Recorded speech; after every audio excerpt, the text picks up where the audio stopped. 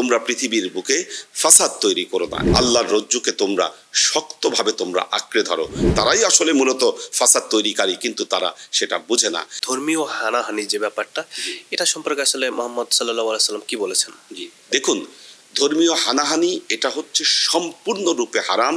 আল্লাহ তাআলা পবিত্র কালামে পাকে ইরশাদ করেছেন, লা তুফসিদু ফিল আরদি, তোমরা পৃথিবীর বুকে ফাসাদ তৈরি করো না। এবং যারা ফাসাদ তৈরি করে, অনেক সময় ধর্মের নাম দিয়ে ফাসাদ তৈরি করে। কেউ কেউ বলতে চায় যে না, ফাসাদের মাধ্যমে আমরা ধর্মীয় চেতনা প্রতিষ্ঠা করছি। এটাও আল্লাহ কিন্তু একদম খুলে বলে দিয়েছেন যে যখন তারা জমিনের বুকে ফাসাদ তৈরি করে, তখন বলে যে আমরা তো আসলে জমিনের বুকে শান্তি প্রতিষ্ঠার চেষ্টা করছি।